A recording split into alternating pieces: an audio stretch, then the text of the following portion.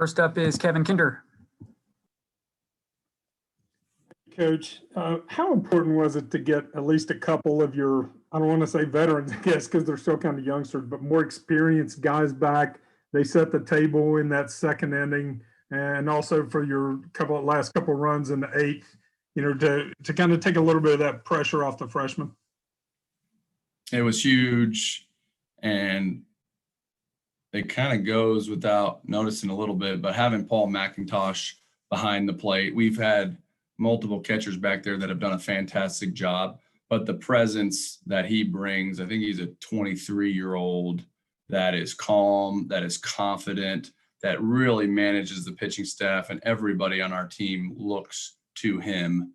And so having him back there, complete game changer. Obviously, you throw him in the 3-hole, and Hudson Biorik comes back and he's in the 2-hole. He's a fantastic player. He's a 5th-year player. And so, yeah, our team changed quickly. And that's kind of been the motto the last week or so is hang tight, guys. Hang tight. We got some cavalry coming. The Army's getting stronger. You gotta keep it together. We got to get better in the meantime. And I think we have. And so you're exactly right. And hopefully kind of get some more players coming here in the next week or so. Next is Cody Nesper. Hey, Coach, just wondering your thoughts on Ben's start. Wonderful. He's been wonderful. It's hard to say enough good things about him. He's a worker. He's a good student. He throws strikes. He's extremely pleasant. He's a classic kind of Wisconsin personality. Whenever I've been in that state, I'm always so amazed at how kind the people are. They're so nice. He's over the top pleasant, and it's really fun to be around. The guys have a good time with him. They rib him a little bit, and he just hangs in there really good. But he just set the tone. It's not easy to do what he's done. He goes out as a freshman and has been dominant up to this point. And we kept Ben under 50 pitches today. That was the goal and the game plan going in, because depending on whether Adam Tulloch is cleared this weekend and a few others, he might end up being a very big part of some of the weekend games. And so normally when a guy's pitching like he was pitching, he would have been back out in the 5th. But today we knew we had to keep in a little bit lower pitch count. And we also had Tyler Stretche coming in behind him. So his outing was amazing. We had got a little bit of momentum on that game 2 on Saturday. And so coming back, it was like, is this the real deal? A guy that had only pitched 1 inning since his quarantine and isolation and heart tests and cardiologist appointments. And so we were really glad to see him get right back to what he does. And that's pound the zone, have multiple breaking balls for strikes, and really compete. Next is Greg Carey. Go ahead, Greg. Just wondering if you could kind of tell us what this last week or so has been like for you and give any sort of an update on Coach Mazey. Yeah. It's just anybody in the program. It doesn't matter whether it was our athletic trainer, our equipment manager, our assistant coaches. They've all gone through a lot, and they've all been asked to do more than they normally do, and especially our players. We have a lot of players that were probably penciled in to be more role players early in their careers, and they've been asked to elevate. And so everybody has been asked to elevate. It's just a combination of what the country is probably going through. It's not unique to us. It doesn't make it easier to say that. It's just as difficult on everybody that's involved here. But you're adding the pandemic and COVID and competition all in a pot. And then something traumatic happened to our coach's son, and our coaches had to step away and be in the hospital.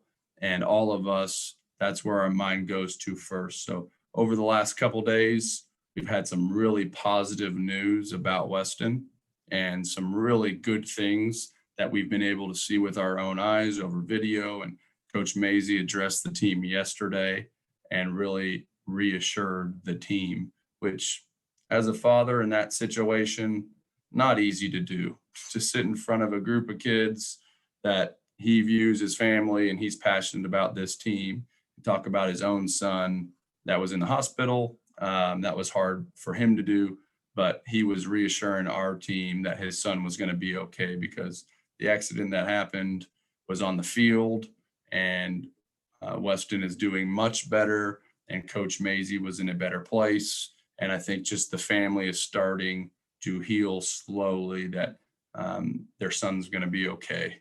And so that's still lots of unknowns. Don't necessarily know what all of that means, but the team, myself, the staff, everybody here is fully supportive and wants to see Weston get better.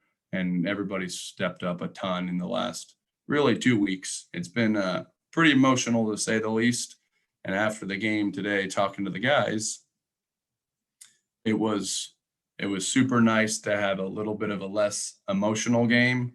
Guys threw strikes. They got big hits in big spots. They answered the call. We won by a considerable amount of runs. And I said we needed a boring game there. We needed a little bit less emotion. We just needed to go play ball and have fun together and, build off a little bit of consistency. So I think it's exactly what our team needed. And, obviously Coach Mazey and his family's in our prayers. Cody Nesper. Coach, you mentioned stretch A little bit. It seems like you have a lot of guys who could fill that weekday starter role, and obviously he did it last year. What's going to kind of be the determining factor between who ends up getting those weekday starts this year? Yeah, it was weird early on because we didn't have very many midweeks scheduled. Normally we open up on the road a lot, and early in the season, because of the weather, we're not able to come back home and play at home for the midweek. So we don't play midweek games early on. We try to play 4-game tournaments, and just this year with scheduling has become really difficult. But at the end of the day, you're looking for competitive strike throwers, set the tone early. Normally Tuesdays, you're using a lot of your bullpen. And so the weekend, you're playing in conference. You're using the absolute most competitive pitchers that you have. Every game is critical. And obviously every game non-conference is critical as well. But a lot of times you're getting guys in and out. You saw today, like Morehead, they must have pitched 5, 6, 7 pitchers, and they do that strategically on midweek games where short innings, in and out, because they have to keep arms fresh enough to be able to go a little bit longer stints on the weekend. And so for us, you hope you have enough depth to really have a Tuesday or Wednesday starter, someone that could go 6 or 7 innings. But if you feel like you don't have quite enough depth and you need that starter on a midweek game, he ends up being a shorter start on a midweek and then a reliever on the weekend. And that's the situation that we're in right now with Ben Hampton and Tyler Stretche, and tomorrow Tyler Chadwick and Carlson Reed, is that as we're getting more players back and healthy and cleared, we're available, or those players are available for the weekends, and we'll need them right now. So as you get more guys back and you have some additional arms, then you feel comfortable naming a midweek starter and kind of letting him cruise for the game, because if he's not available for the weekend, that's okay if you have enough arms. But right now, that's not the situation that we're in. And Sam. Coach, when you spoke over the weekend, you said it's pretty difficult, for guys to get back in and throwing, without getting hurt. But offensively, 2 of your returners to the lineup today were 2 of the most consequential players, Hudson and Paul. At what point did they return to the lineup, or were they able to return to the lineup, I should say? And I guess how easy would you say it is to return after a long hiatus to get the bat in the ball? Yeah, we're able to train on the field with those guys. Probably the biggest deal is that when they come back, their nerves are under control. But when a freshman comes back and you add on, I haven't been playing, on top of this is already a little bit different, and this is a big situation, and these games are important, that's really where it snowballs. But between those 2 guys, you got 9 years of college baseball. So physically, I think the hitters are in shape. The hitters are ready to compete. It's just the timing of the pitches, the confidence, the heart rate, the nerves, those kind of things. So if there's anybody that's more likely to have success early in these kind of situations, it's the veteran dudes. It's Vince Apollotti and it's Tyler Dones when they come back later on, Paul McIntosh, Hudson Biorik. Those are the players that you feel a lot more comfortable dropping them in the 2 and 3 hole and saying, go do your thing. Okay, we'll finish up with Kevin Kinder. Steve, you made a little change at the top of the lineup. Hudson had been leading off when he was available. He put Victor back there. Just the idea of getting a little more speed and taking advantage of Hudson's, back control, plate discipline to kind of get things started at the top of the order.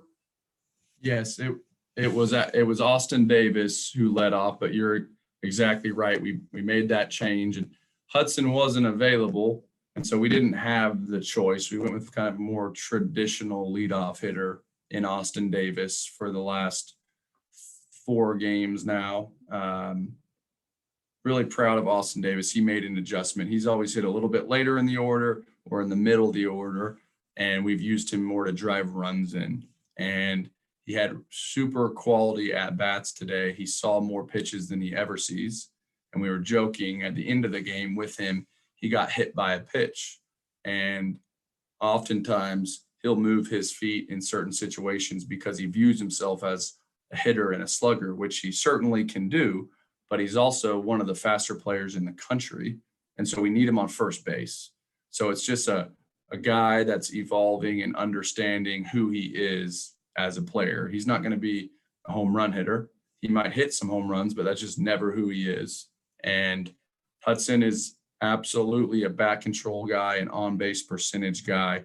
But if you're able to get AD on base, and that's what we've been working so hard on, all of a sudden that turns into a couple stolen bases and an RBI versus having to slug in Hudson Biorik, who won't steal a base. And so I think I like that dynamic a little bit better. I stuck with it. That's been a big discussion of how we should use those guys effectively. Hudson's a unique guy. He's big and strong, can hit home runs, great on base percentage, and he always wants me to give him the hit and run. Like he just wants to control the barrel. So those guys are learning from each other. Hudson probably needs to be a little bit more like AD, Austin Davis, and Austin Davis really needs to be like Hudson Biorik. And so if they can mesh a little bit together, we're going to have something special in both of them. They're both learning, their roles and how they can help the team the most. All right, Coach. Thanks for the time. Really appreciate it. All right, guys. See ya.